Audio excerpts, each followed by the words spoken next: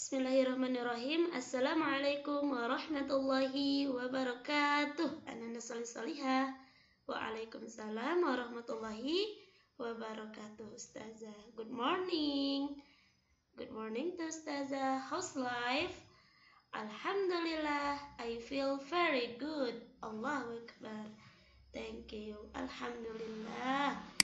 Hari ini kita masih dipertemukan kembali ya. Oke, today we will study Matematika and PPKN tema 3 subtema 2. Nah, untuk hari ini kita masih di tema 3 ya, Ananda Solihah, di subtema 2 yaitu tentang benda di sekitarku. Nah, kemarin kita sudah mempelajari ya tentang masa jenis benda dan matematika yang sudah kita pelajari tentang alat ukur. Nah, hari ini kita masih di tema 3 subtema 2. Kan tetapi hari ini kita belajar matematikanya masih tentang pengukuran dan juga nanti ada PPKN juga. Nah, sebelum kita memulai pelajaran kita dan supaya ilmu yang kita dapatkan hari ini diberi keberkahan, kita berdoa dulu ya. Semoga pelajaran kita hari ini mudah untuk kita terima dan kita cerna. Okay, before starting our activities today, let's say basmalah and opening prayer. Bismillahirrahmanirrahim. Rabbi zidni ilma warzuqni fahma waj'alni minas solihin. Alhamdulillah, kita sudah berdoa. Kita mulai saja ya. Are you ready for study now?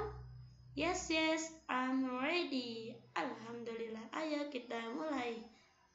Nah, hari ini kita akan belajar tentang kesetaraan satuan jarak yaitu kilometer dan meter. Nah, untuk pertemuan sebelumnya kita sudah belajar tentang pengukuran meter dan sentimeter. Nah, untuk hari ini kita akan belajar tentang kilometer dan meter. Nah, jarak itu apa sih? Anyone knows? Yes, jarak merupakan ukuran panjang lintasan yang ditempuh.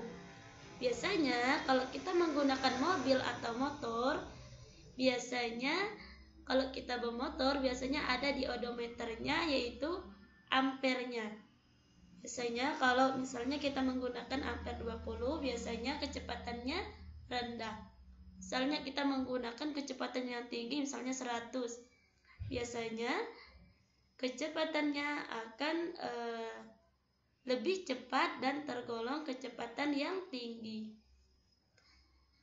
Nah, satuan untuk jarak sama dengan satuan panjang. Selain satuan kilometer, kilometer ini biasanya ditulis km atau disingkatannya km.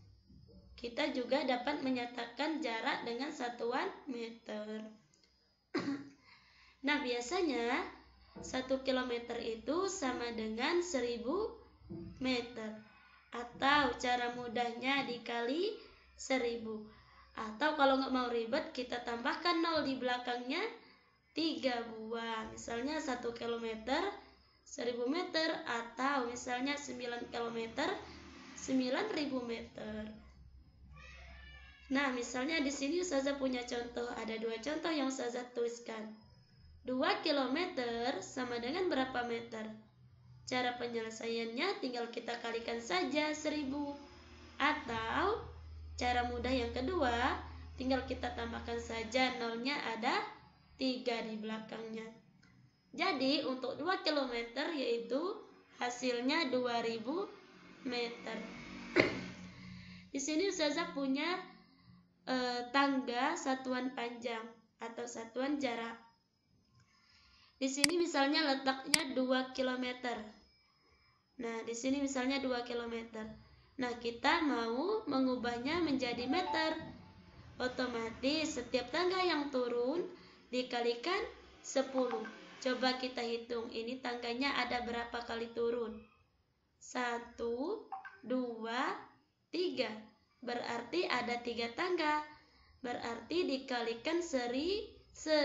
Jadi 2 km itu dikalikan 1000 menjadi 2 meter. Sehingga yang tadinya menjadi kilometer sekarang berubah menjadi meter. Contoh selanjutnya, 3 km 175 meter sama dengan berapa meter, Ustazah? Nah, penyelesaiannya yaitu kita ubahkan dulu 3 kilometernya tadi kita kalikan 1000 atau kita tambahkan nolnya 3. Nah, 175-nya tetap karena dia meter. Jangan keliru ya, nanti jangan mentang-mentang ini 175 mau dijadikan meter, nggak fokus di sininya meter, nanti ditambahkan nolnya 3 di belakangnya. Jadi kita lihat dulu satuannya apa. Kalau satuannya sama-sama meter berarti tidak perlu diubah, kecuali misalnya kilometer. Nah, tentu kita akan merubahnya menjadi meter, tentu dikalikan 1000 dulu. Sehingga 3 dikalikan 1000 yaitu 3000, 175-nya tetap karena dia meter satuannya. Jadi 3000 ditambah 175 yaitu 3175 meter. Misalnya ini cara kita memecahkan permasalahan sehari-hari kita tentang jarak. Jarak tadi merupakan ukuran panjang lintasan yang ditempuh. Jika kita melakukan pengukuran jarak, artinya kita melakukan pengukuran panjang lintasan. Satuan jarak biasanya kita gunakan tadi yaitu kilometer dan meter. Misalnya ini contohnya. Jarak rumah Komang ke sekolah yaitu 2 km 100 meter. Sedangkan jarak rumah Dedi ke sekolah 1 km 320 meter. Tentukan kedua jarak tersebut dalam satuan meter dan tentukan jarak dari rumah Komang dan ke rumah Dedi bila melalui sekolah dalam satuan meter. Jadi pertanyaannya ini kita ditugaskan untuk mengubah kilometer menjadi meter terlebih dahulu. Setelah itu kita melakukan penjumlahan antara rumah Komang dan rumah Dedi ini. Ini misalnya contohnya Ustazah kasih penyelesaiannya. 2 km kita ubah menjadi meter menjadi 2000 ditambah 100 meter karena tetap meternya menjadi satuan tetap karena pertanyaannya tadi diubah menjadi meter kecuali dia diubah menjadi kilometer. Jadi jawabannya yaitu jarak rumah Komang ke sekolah 2100 meter, sedangkan rumah Dedi tadi yang 1 km 320 meter menjadi 1320. Jadi penjumlahan keduanya jarak antara rumah Dedi ke rumah Komang yaitu 3420 meter. Nah, ini misalnya contoh seorang ayah pergi ke kantor dengan menggunakan sepeda yaitu menunjukkan angka 5280 meter. Setelah tiba di kantornya, ayah menempuh angka 5285 km. Berapa meter jarak yang ditempuh ayah ke kantor? Dari rumah ke kantor, caranya sama seperti tadi, yaitu 5 kilometernya kita ubah dulu menjadi meter, yaitu 5000. Dan ininya tadi kita rubah karena dia menanyakan sebelum dan sesudah, jadi sesudahnya kita kurangi dengan yang sebelumnya, jadi hasilnya yaitu 5 km dan diubah menjadi meter tadi menjadi 5000 meter. Selanjutnya, mengukur berat benda dengan satuan baku. Nah, ini biasanya mengukur berat yaitu menggunakan timbangan dan satuan yang digunakan biasanya kilometer, kilogram atau gram. Nah, tentu kita sering sekali ya melihat timbangan ini untuk menimbang berat badan kita. Jenis-jenis timbangan, misalnya timbangan duduk. Biasanya coba kita melihat umi kita atau ibu kita yang sedang melakukan timbangan kue atau bahan-bahan kuenya. Biasanya menggunakan timbangan duduk ini. Timbangan bebek, nah biasanya digunakan untuk orang-orang di pasar, yaitu menimbang buah atau menimbang peralatan dan juga misalnya cabai. Misalnya sayur-sayur biasanya menggunakan timbangan bebek ini. Neraca ini biasanya digunakan untuk menimbang perhiasan. Biasanya perhiasannya diletakkan di dalam neraca ini. Nah, selanjutnya yaitu timbangan badan. Nah, ini sering sekali ya kita lihat untuk timbangan badan ini biasanya dimulai dari angka 0 dan biasanya kita ingin melihatnya menggunakan satuan kilogram. Nah, selanjutnya menentukan satuan berat yang sesuai. Satuan berat biasanya digunakan dalam sehari-hari antara lain yaitu kilogram, hektogram, dan gram, kuintal, dan ton. Kalau ton ini dalam jumlah yang banyak. 1 kilonya yaitu 10 hektogram, yaitu 1000 gram. Tinggal ditambahkan 2 nol di belakangnya menggunakan tangga satuan panjang tadi. 1 kuintal yaitu 100 kilogram, atau sama dengan 1000 hektogram. 1 hektogram itu yaitu 100 gram. Dan 1 ton itu 10 kuintal atau 1000 kilogram. Ini contohnya penyelesaiannya ini sama seperti tadi yang mengubah kilometer ke meter. 4 kilogram diubah menjadi hektogram, yaitu berarti dikalikan 10, atau 4 kilogram menjadi hektogram menjadi 40 hektogram. Gram menjadi kilogram, berarti kalau dia naik ke atas dibagi 10 atau nolnya kita buang 1. Berbeda dengan halnya kalau kita turun ke bawah, tentu dikali 10 atau ditambah nolnya.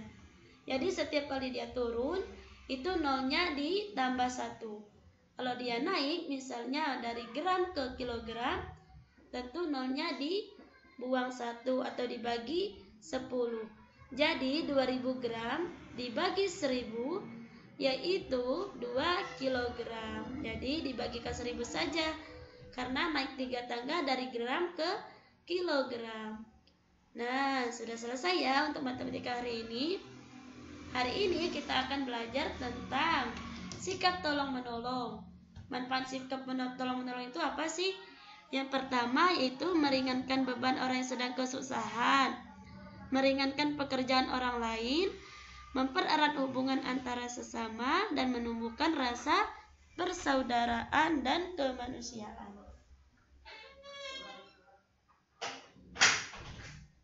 Nah, kalau kita sering tolong-menolong atau membantu teman kita yang lagi kesusahan, biasanya hubungan kita antar sesama akan lebih baik dan juga dapat meringankan pekerjaan orang lain.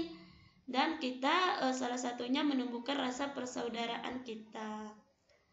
Kebiasaan saling tolong-menolong akan menumbuhkan rasa saling peduli dengan sesama.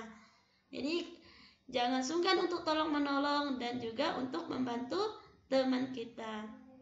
Dan juga di dalam Islam kita juga, barang siapa yang tolong-menolong, maka Allah akan memberikan ganjaran pahala yang terbaik di sisinya. Jadi selain kita meringankan beban orang lain, kita juga mendapat pahala dari tolong-menolongnya kita. Nah, selain itu, gotong royong adalah kegiatan yang dilakukan bersama untuk mencapai tujuan bersama, seperti tolong-menolong tadi. Dalam kehidupan bermasyarakat, gotong royong dilakukan untuk kepentingan bersama. Manfaatnya apa sih gotong royong? Nah, manfaatnya itu untuk menumbuhkan sikap tolong-menolong, menumbuhkan sikap tanggung jawab, menumbuhkan sikap peduli, dan menumbuhkan persaudaraan kita, persatuan serta kesatuan. Sebagaimana dalam Quran surah Al-Maidah ayat 2, kita sebagai umat muslim atau sebagai orang Islam saling ada anjuran untuk saling tolong-menolong yang berbunyi dalam Quran surah Al-Maidah ayat 2, tolong menolonglah kamu dalam mengerjakan kebajikan dan ketakwaan, dan jangan tolong-menolong dalam berbuat dosa dan permusuhan. Bertakwalah kepada Allah, sungguh Allah sangat berat sisaannya. Jadi barang siapa yang tolong-menolong, maka kita termasuk golongan orang-orang yang bertakwa atau golongan orang-orang yang solihah. Dan jangan kita tolong-menolong dalam berbuat dosa, karena kita akan mendapatkan dosanya, bukan mendapatkan pahala. Nah, selanjutnya, kenapa sih kita harus gotong royong? Karena gotong royong itu dilakukan untuk kepentingan bersama dan juga kita memiliki rasa tanggung jawab tadi, serta kita akan menumbuhkan rasa kebersamaan dan keakraban kita antar warga. Misalnya tidak hanya di masyarakat, misalnya kita melakukan kegiatan gotong royong di rumah, misalnya membantu ibu mengangkat jemuran atau merapikan tempat tidur ibu. Nah, tentu hal ini akan meringankan pekerjaan ibu atau umi kita. Nah, selain itu juga tidak hanya gotong royong, hidup sederhana juga pilihan gaya hidup yang baik. Dengan hidup sederhana, hidup sesuai kebutuhan dan tidak berlebih-lebihan. Dan juga hidup sederhana ini merupakan salah satu sunnah Rasulullah, karena Rasulullah juga menerapkan sikap hidup sederhana, tidak berlebih-lebihan. Misalnya, kita sudah mempunyai baju muslim warna putih. Nah, misalnya baju muslim kita sudah ada 3 set baju. Nah, kita mau beli lagi. Nah, baiknya itu lebih baik kita sumbangkan ke orang lain yang membutuhkan kalau kita ingin membeli sesuatu yang baru, supaya kita juga dapat pahala dan juga salah satu cara kita untuk hidup sederhana. Nah, untuk hari ini itu saja ya anak-anak soleh-solihah. Tetap semangat belajar, tetap semangat untuk ngaji dan murojaahnya. Jangan lupa untuk sholat tepat waktu. Okay, to close our lesson today, let's say hamdalah, alhamdulillahirabbil alamin, and then kafaratul majlis prayer. Subhanakallahumma wa bihamdika asyhadu an la ilaha illa anta astaghfiruka wa atubu ilaik. See you next time, anak-anak soleh-solihah. Thank you.